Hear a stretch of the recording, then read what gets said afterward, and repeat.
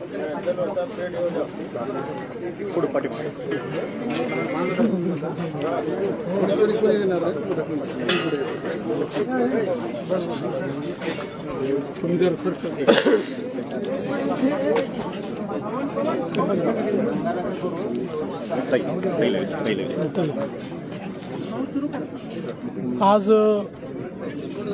अत्यंत दुःखद अशा प्रकारचा दिवस आहे। महाराष्ट्राच्या आणि देशाच्या राजकारणामध्ये ज्यांना राजयोगी नेता म्हणून आपण ओळखतो असे शिवराज पाटील चाकूरकर साहेब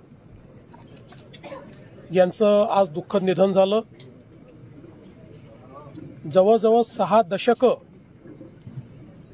त्यांनी महाराष्ट्राच्या आणि देशाच्या राजकारणामध्ये सेवा केली। लातूरचे नगराध्यक्ष, आमदार, विधानसभेचे उपसभापती, विधानसभेचे अध्यक्ष, त्यानंतर मग लोकसभेमध्ये देखील गेल्यानंतर त्या ठिकाणी मंत्री, लोकसभेचे उपाध्यक्ष, लोकसभेचे अध्यक्ष, देशाचे गृहमंत्री, असा एक अतिशय बृहद प्रवास आणि त्यानंतर राज्यपाल असा एक अतिशय बृहद प्रवास हा त्यांच्या जीवनाचा राहिला।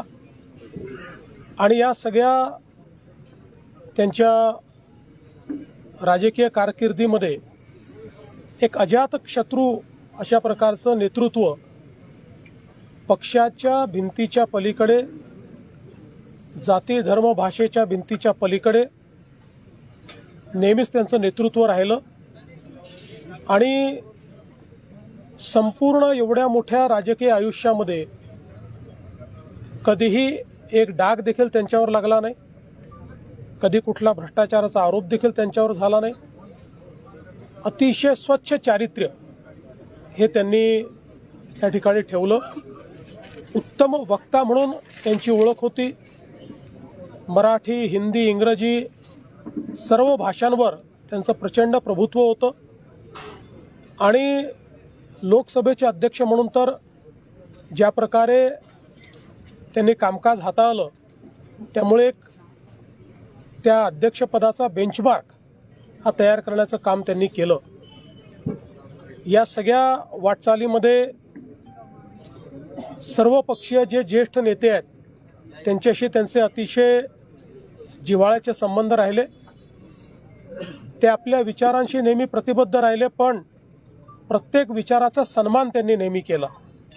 आणि म्हणूनच हे एक असं नेतृत्व होतं की ज्यांनी राजकारणामध्ये एखादा योगी ज्या प्रकारचं जीवन जगतो तसं जीवन जगण्याचा प्रयत्न केला।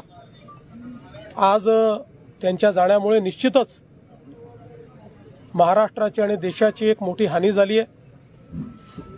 मात्र हे आपण निश्चितपणे म्हणू शकतो की राजकीय संस्कृती कशी असावी आणि सुसंस्कृत नेता कसा असावा या संदर्भात कोणालाही त्या ठिकाणी प्रेरणा घ्यायची असेल तर ती शिवराज पाटील साहेबांकडनं नेहमीच घेता येईल अशा प्रकारचं त्यांचं व्यक्तिमत्व राहिलेलं आहे।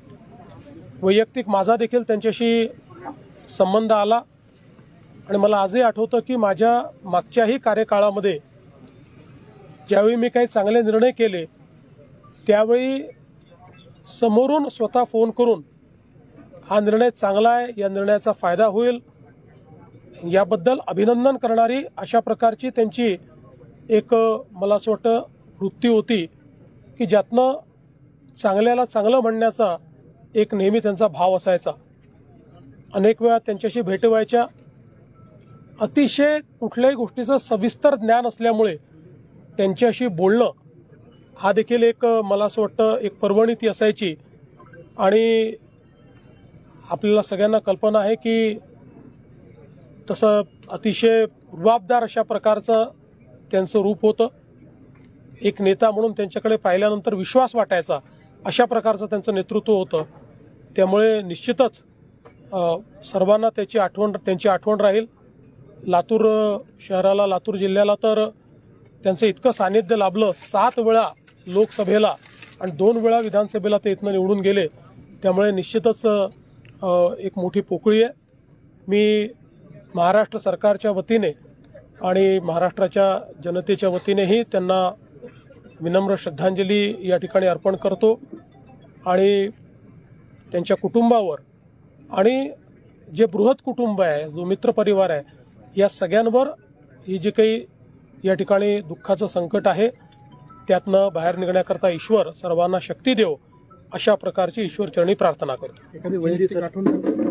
अशा अनेक आठवणी आहेत. म्हणजे मला आठवतो, मी जसं मगाशी सांगितलं की जलयुक्त शिवार योजनेच्या संदर्भात त्यांनी मला स्वतः फोन करून माझं अभिनंदन केलं होतं आणि त्यानंतर आमची भेट झाली. त्यावेळेस जवळपास अर्धा तास ते जलसंधारणाचा हा जलयुक्त शिवारचा कार्यक्रम कसा ट्रान्सफॉर्मेशनल आहे आणि तो कसा महाराष्ट्राच्या विकासात मैलाचा दगड ठरणार आहे या संदर्भात त्यांनी मला खूप चांगल्या पद्धतीनं त्या ठिकाणी सांगितलं.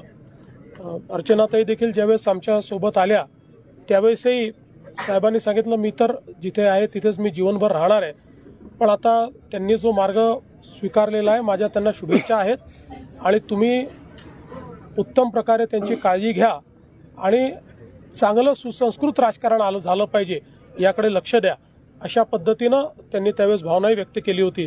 त्यामुळे अनेक असे अनुभव आहेत की ज्यातनं त्यांचं मोठेपण हे निश्चितपणे आपल्याला त्या ठिकाणी स्पर्श करून गेलं. सर, हिंदी आमदारांनी त्यांना पद्म मिळावं म्हणून मागणी केली. नाही, ठीक आहे, त्या संदर्भात जरूर मला असं वाटतं, कारण खरं तर माननीय देशाचे प्रधानमंत्री महोदय श्री नरेंद्र मोदीजी यांच्याही मनात पाटील साहेबांच्या संदर्भात खूप आदराची भावना आहे आणि मला असं वाटतं की त्यांची भेट देखील ज्यावेळेस झाली तर जवळपास तासभर ती भेट त्या ठिकाणी झाली, विविध विषयांवर चर्चा झाली. त्यामुळे त्यांचा जो काही त्यांची आठवण आणि त्यांचा उचित सन्मान आहे तो तर राहीलच. आज हम सभी के लिए ये बहुत ही दुख की बेला है कि हमारे देश के पूर्व गृह मंत्री और लोकसभा के पूर्व अध्यक्ष शिवराज पाटिल चाकूरकर जी, इनका निधन हुआ है. उनके निधन से एक राजनीति में बहुत ही संस्कारी इस प्रकार का नेतृत्व हमारे बीच से निकल गया है. करीब 6 दशकों तक भारत के और महाराष्ट्र के राजनीति में उनका वजूद रहा है. वे 7 बार लोकसभा के सदस्य रहे, 2 बार महाराष्ट्र की विधानसभा के सदस्य रहे. वो महाराष्ट्र में मंत्री रहे, केंद्र में मंत्री रहे, महाराष्ट्र में विधानसभा के उपाध्यक्ष और विधानसभा के अध्यक्ष रहे, लोकसभा के उपाध्यक्ष और लोकसभा के अध्यक्ष रहे. और इस पूरे कार्यकाल में उन पर कभी एक आरोप भी नहीं लगा. एक बेदाग छवि के साथ उन्होंने अपना जीवन व्यतीत किया है.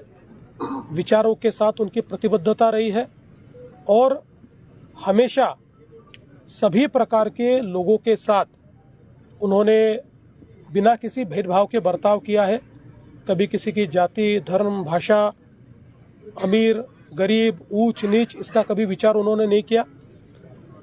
इसीलिए भारत की राजनीति में जो पार्टी पॉलिटिक्स से ऊपर उठकर नेता देखे गए उनमें से एक ऐसे शिवराज पाटिल जी थे. हमारे महाराष्ट्र के और देश के विकास में उनका एक बड़ा योगदान रहा है और विशेष रूप से मैं ऐसा मानता हूं कि कुल उनके पूरे राजनीतिक करियर को हम देखें और उनके व्यक्तिगत जीवन को भी देखें तो किसी को भी प्रेरणा मिले, इस प्रकार का प्रेरणादायी उनका जीवन हमेशा रहा है. मैं आज उन्हें बहुत ही विनम्र श्रद्धांजलि अर्पण करना चाहता हूं और साथ ही में उनके परिवार को और सारे जो उनके परिवार के दोस्त हैं, जितने बृहद परिवार के सभी सदस्य हैं, ऐसे सभी लोगों को ये दुख सहन करने की शक्ति ईश्वर दे, ऐसी ईश्वर से प्रार्थना करता हूं. Thank you.